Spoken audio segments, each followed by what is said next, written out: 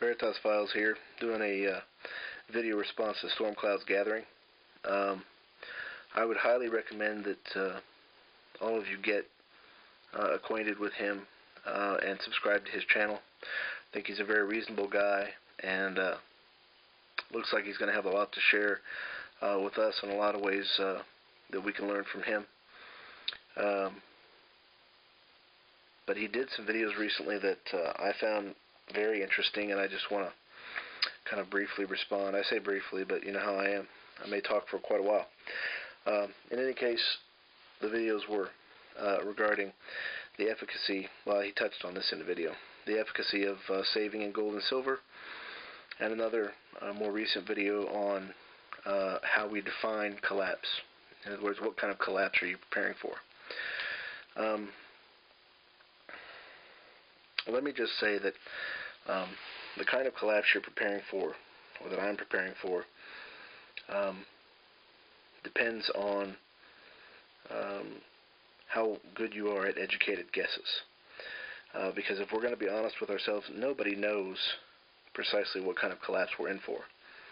And quite frankly, if Stormcloud's Gathering thinks that he knows precisely, in detail, what kind of collapse we're in for, I would say that he's most likely quite wrong. He'll get some things right because some things are kind of a no-brainer. People won't have money. Ooh, yeah, I mean, no kidding, duh. But that's not really what I'm talking about. I'm talking about the details. If you knew, for example, that there would be no functioning American government for a period of 30 to 50 years, you would prepare in an entirely different way. I mean, you would really go from the ground up.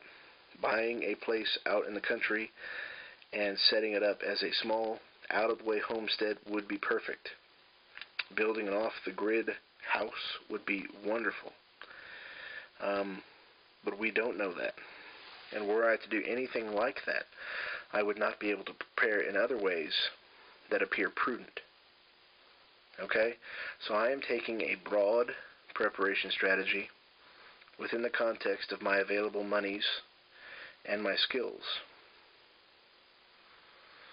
I live on the outskirts of a small town. I have good neighbors with skills and guns. I have some people who will evacuate to my area because they are in my network of support, who also have skills and guns and tools and various other things. I have a creek that runs through my backyard. I have a large and fairly deep creek that's less than a quarter mile away from my house.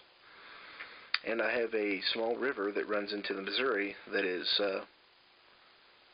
it's about a mile and a half, 2 miles from my house, probably, if I walked. So I'm very near multiple water sources.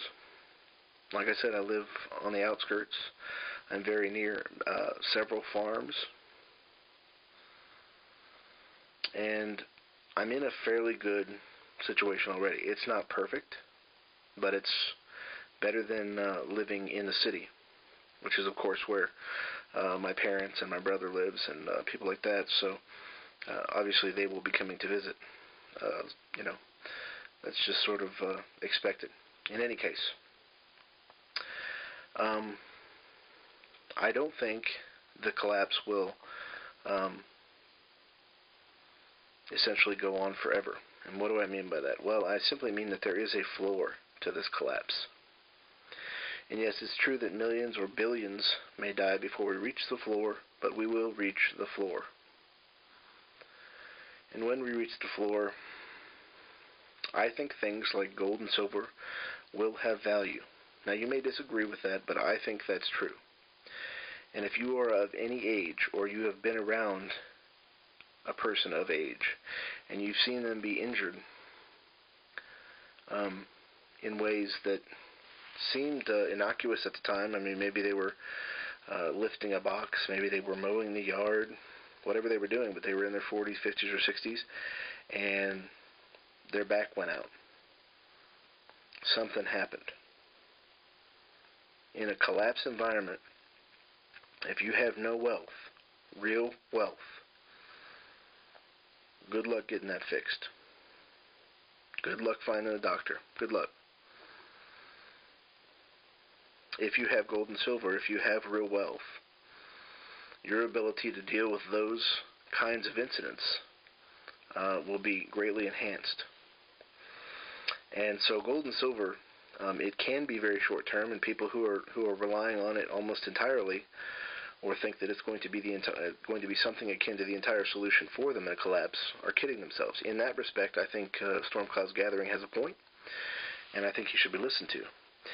My strategy with regard to gold and silver is both short and long term, but it is specifically long term. I have never been accused of being short-sighted because I am constantly thinking 10, 20, 30 years out. I'm thinking about retirement, and I have been for years, and I'm not very old. I'm about the same age as Storm Cloud's Gathering. Now, you may say the reason, just thinking about retirement means that you don't know what you're talking about. There's no such thing as retirement anymore. Well, I think to some degree you're right. But the point with gold and silver is, if you don't have any of it, you're absolutely right.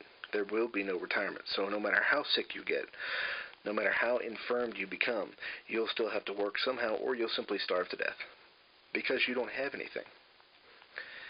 In short, what I'm saying is, if you do not, as a part of your overall long-term strategy of surviving collapse, long-term, if you do not have gold and silver, you are short-sighted.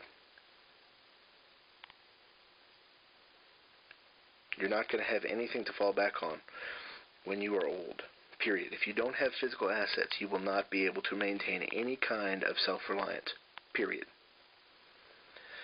You can show me the odd person who's still healthy at 65, 75, and 80 years old, who really isn't on medications, who can get around pretty well and still does work. I've met them. I've had some of those people in my family. But the vast majority of people aren't that way. And it is arrogant and very short-sighted to think you'll be one of those people. But in any case, I didn't take any of Storm Cloud's Gathering, his points of view. I didn't take any of them personally. I just think he's wrong, at least with regard to the way I view gold and silver. Like I said before, he does have a point with regard to some people who are gold and silver bugs and think that it's more of a solution than it is. I think it's just part of an overall strategy. If you don't have skills, the same things apply. If you can't feed yourself to some substantial degree, you have a major, major problem. If you don't have durable goods, if you don't have barterable materials beyond gold and silver, you're going to have a problem. It's as simple as that.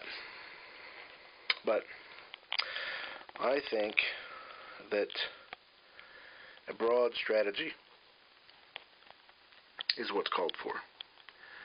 And so not only do you build skills, but you save, you network with others, and you prepare in every way possible.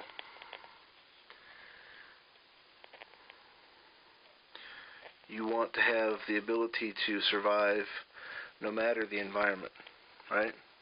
No matter what happens. You want everything to be able to work in your favor as much as is possible.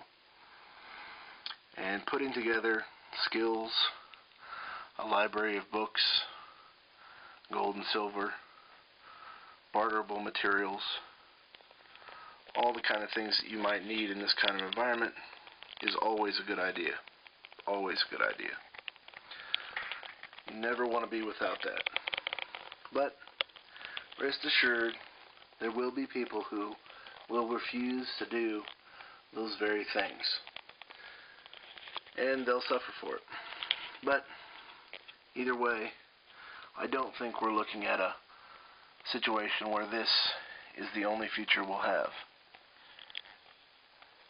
where she dies in the end every time. I think it's a little more hopeful than that, assuming you're preparing the way that you should.